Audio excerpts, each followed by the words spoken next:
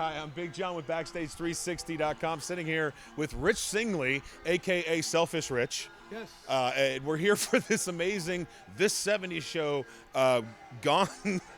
He's got a gong in his hand. So the only thing I know about this is some comedy night that's happening here. No, but you've got a gong in your hand, and I want to know why. Because I'm happy to see you. Well, that's a big gong you've got there, sir. I'm stoked. Yes, that's awesome. We're going to talk off camera later about that, but tell me about tonight for the Leukemia and Lymphoma Society. What are we doing here? We have a campaign, a very ambitious campaign that's going to last 10 weeks where I have to raise $50,000. So I've got to raise more than I've made in the last 3 years combined in 10 weeks. And you don't seem really daunted by that at all. No, because it's such a ridiculous number. It's like WTF, man. But amazingly, people have come through. We are at week number 7. We're at $40,000. My team, #CCKMA, which stands for Cancer Can Kiss My Ass. I like it. They've come through, and it's been fortunate that we can have events like this. People show up, have a good time, listen to some music, and maybe give us $1 or $2. Well, that $1 or $2, as you said, you were up to 40,000, so you're 10,000 away from your mark. And how much longer do we have to get there? Yeah, 3 weeks. 3 weeks. So in 3 weeks, we've already raised, let's do some quick math here. In 8 weeks, we've raised $40,000, and we only need 10 in 3 more weeks. Yeah. I think math-wise, we can. I don't. You got what? I got nothing. Down, nothing on me. Right. Nothing on me. Sorry. Sorry. There's over there. He's got. I think those shoes will fetch us like $30. That's how desperate we are, man. That's it. We'll shake down anybody. So tell me, you were approached by the Leukemia and Lymphoma Society about raising this kind of money. So how did that come about? That approaching of them coming to you? So back in 2004, I joined this society primarily to learn how to run a marathon. Again, a selfish reason. Of course. And, selfish Rich. Yeah, selfish me. And through the course of this journey, last 12 years, I have become very much indebted not only to what this organization has done to me, but what this organization has done for people now and in the future, and the lives that they've saved. And you can just say I've drank the Kool-Aid.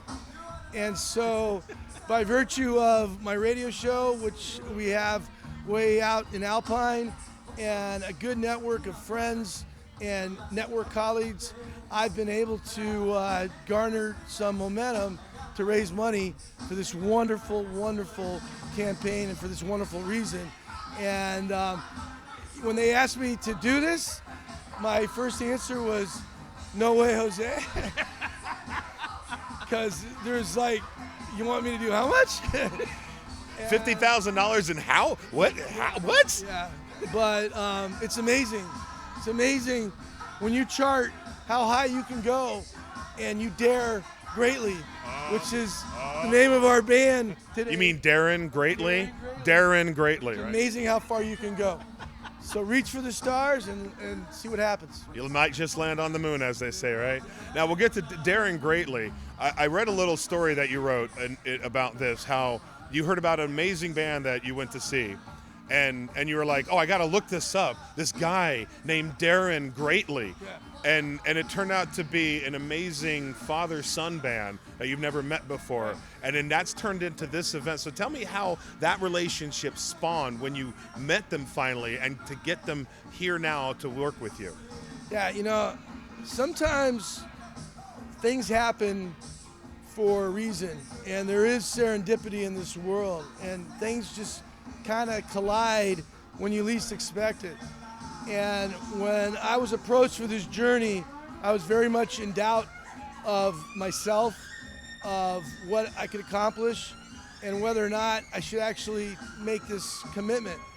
And through a course of a number of collision moments, I was confronted with this band, Daring Greatly.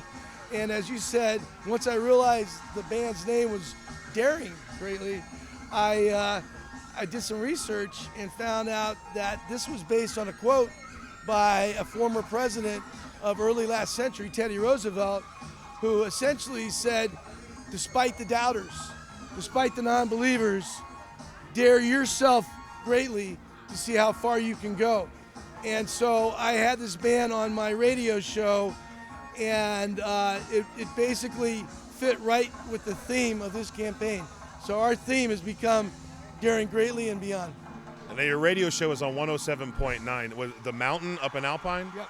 That's awesome. That's a country station, right? Country station. And how long have you been working with them on 107.9? I'm in my fourth season. Fourth season. Wow, that's incredible. Yeah, it's called Happy Hour San Diego. We focus the best in San Diego. Musicians, breweries, all the things that make San Diego great. That's incredible, man. And you're here doing that yourself. So you normally report on this stuff. You normally talk about these events. And here you are. You've been a big part in organizing one to raise probably more than I'll ever see in my lifetime in 10 weeks or what, 11 weeks? Yeah, 10 weeks. Yeah, I'll be honest with you, I'm out of my hole. Yeah. And after this is done, people are going to go, get back in your hole. What are you doing out of your hole? I highly doubt that, because I think you found something important in I could see a glow in your eyes. You've got something. You've got more than anything, like a heart in you that's just driving to get this done. So I have a feeling that we're going to see more events like this from you in the future. What do you think? Let's get through this. One step at a time. Yes. So now tell me about that gong. What is that going to be a part of for tonight? Well, we're going to gong the crap out of cancer, number one. All right. We're also resurrecting a show way back that your great-great-great-grandparents used to watch called The Gong Show. I've actually seen it. I'm not that young, okay? So, and the idea of The Gong Show is to have a very spirited, fun time, a fun competition. We have 8 amazing comedians from the La Jolla Comedy Store. They're actually, none of them will probably be officially gonged, but it's going to be a blast. And we're going to start the show with some comedy, and then we're going to finish with a Steve Miller tribute band, thanks to Daring Greatly, and thanks to amazing Greg Douglas. Oh yeah, we just talked to Greg Douglas, and he's pumped up. And what's great is I see the same passion and the same fire in his eyes to be a part of this that I see in yours. So it's incredible that you've been able to organize this. Now, how did you get the Music Box involved with this event?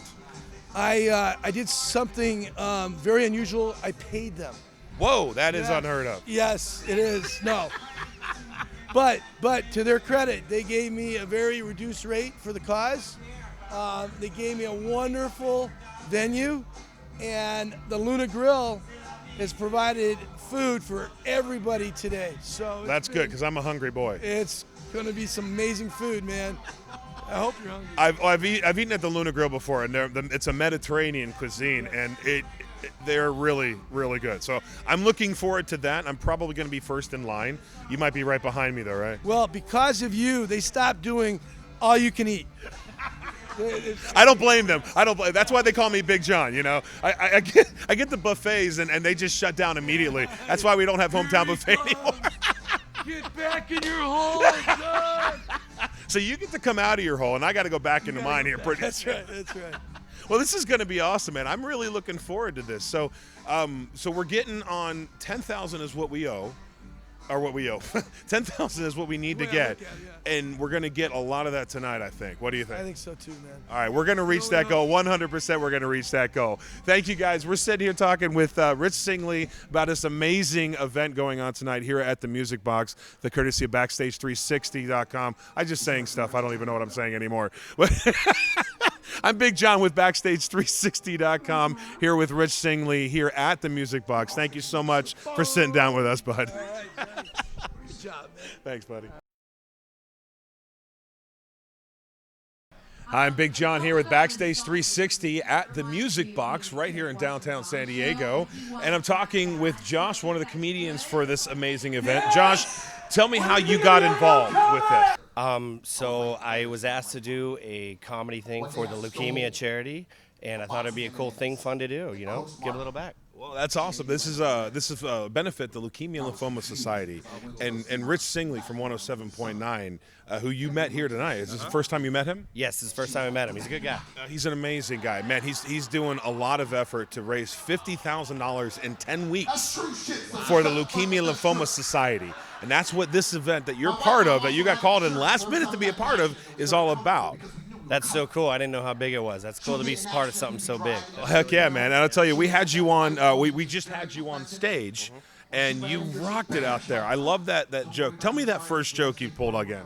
The first joke I do is my nephew. His name's Logan. He's a cute little 6-year-old, and he came up to me and he said he knew a bad word, and he said the bad word started with D, so of course I was ready for something.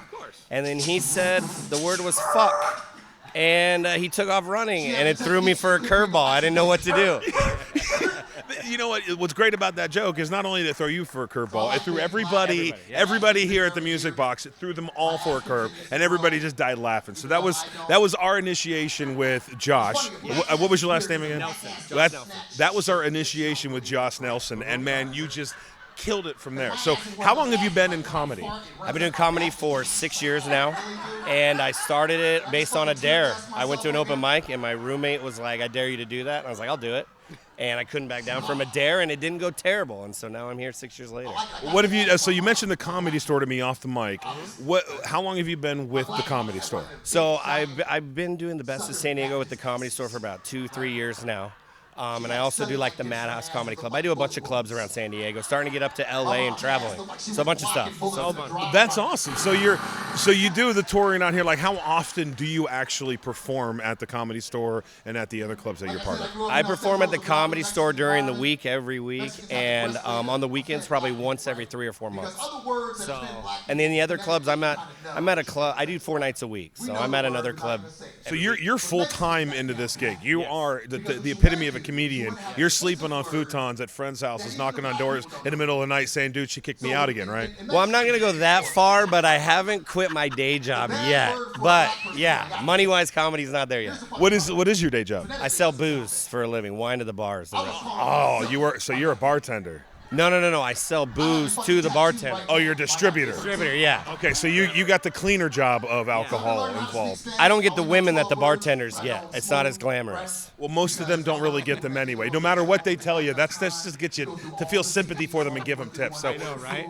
I don't blame you for worrying about that. No, I don't buy it at all. But I tell you, you're a funny fucking guy. Oh, Thank sorry. you, man. Should I? Is that okay? Can I cuss? All right. Shit. I already did. No, yeah, that's true. That was like the first thing I asked you to do was to cuss on mic. No, and the best thing is I asked if I could cuss, and they're like, yeah, that's fine. So yeah, it was all good. Well, everyone's an adult around here, right? Yes, Well, I think so. I mean, it's a 21 and up club here at the Music Box, and it's just so amazing to have so many talented and high caliber people at an event like this, brought on by Rich Singley and the Music Box for benefit of the Leukemia Lymphoma Society. Thank you so much for coming out and being a part of this, man. And Thank you very much, man. so, where do you get most of your material?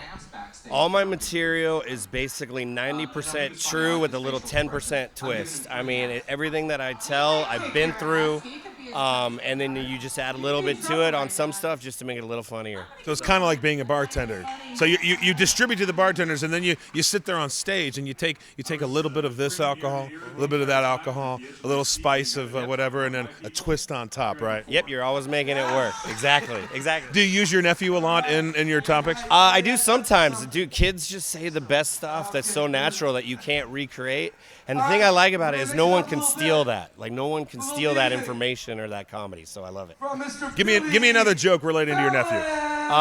Well, I babysat It's hard to put you on the spot. You know. Oh, okay. I babysat him, and we were playing Madden football, and he was talking a lot of shit because kids are really good at video games now. Yes. And so he basically whooped my ass 56-0 in Madden football. Oh my God, that's embarrassing. And then he said, he goes, you're so bad I don't even want to call you my uncle anymore. That was what he said to me. Oh my God. Yeah. He actually said, you're so bad I don't want to call you my uncle anymore. It was like destroyed me, but I got him back. That's how I got him back. I told him right before the game was over, I said, you know what? My brother cuddles with your mom at night, and I dropped the mic and I walked out. Oh, that's a beautiful hit. I got him back. I bet you. Not only did you get him back, you scarred him for life. Congratulations. Thank you.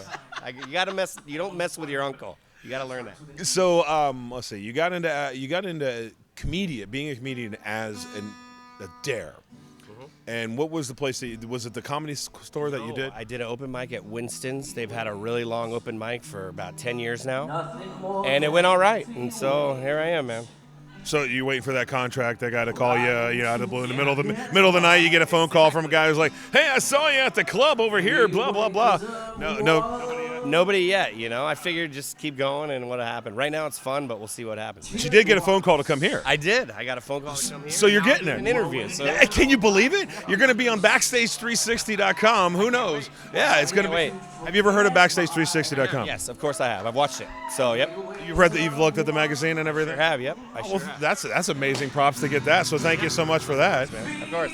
So anything else you want to add? Like, do you have anything else coming up in the near future that you really want to push? I am going to be at Madhouse Comedy Club May 9th and 10th. So come on out there and find me on Facebook, Josh Nelson Comedy, and I'll get you tickets to the shows.